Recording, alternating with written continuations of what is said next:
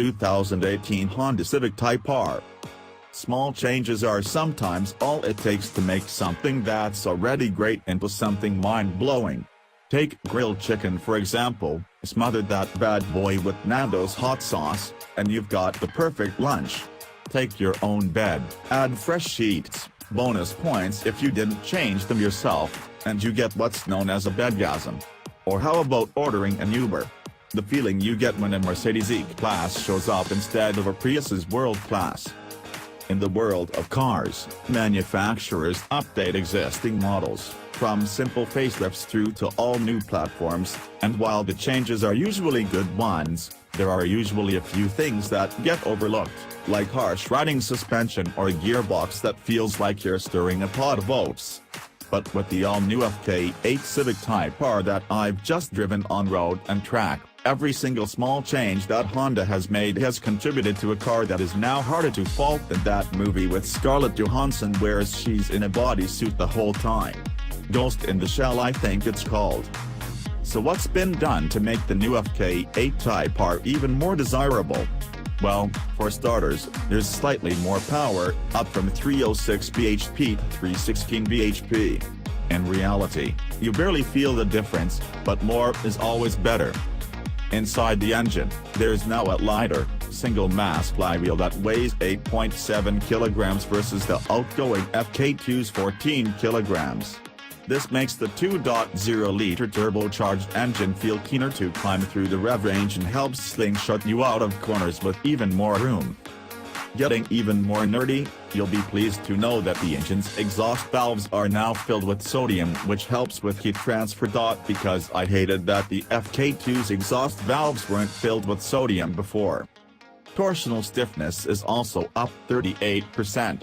The car's track is slightly wider as are the tires, and the wheels are an inch bigger, now 20s, filling the arches better than previously.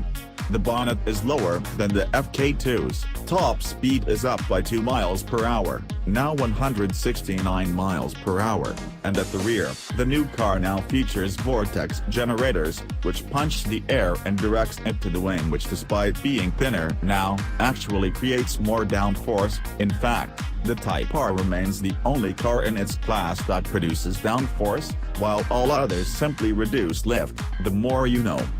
Crucially, though, the FK8 has ditched the FK2's rear torsion beam in favor of multi-link rear suspension, a feature you also get on standard new Civics. So in theory, at least, the new Type R should finally ride well, something that couldn't be said about the because race car ride you got in the outgoing model.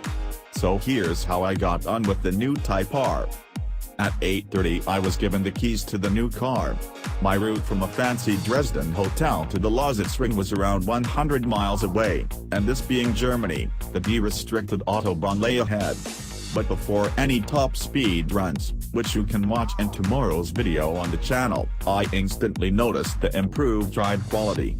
Here is a Civic Type R that rides smoothly enough to be used as a daily driver, and thanks to 3 driving modes, Comfort, Sport and Plus R, the car now ticks all the boxes. Even in the harshest Plus R setting, the ride is perfectly acceptable over bumps, which says a lot about how much higher the bar has been set. Navigating out of Dresden, it was time to hit the autobahn. 169 miles per hour was the top speed target to hit, and in no time, that was achieved. I even kept the car there for around 7 seconds, but try as I might, a higher number was unachievable. Now 169 miles per hour sounds impressive, but it really didn't feel it. High-speed stability in this car is sublime, and the slightly wider track and improved downforce helps keep the car pinned to the road. The speed at which the car gets to 169 miles per hour is also mighty impressive, so make sure you check that out in tomorrow's, Wednesday's, video.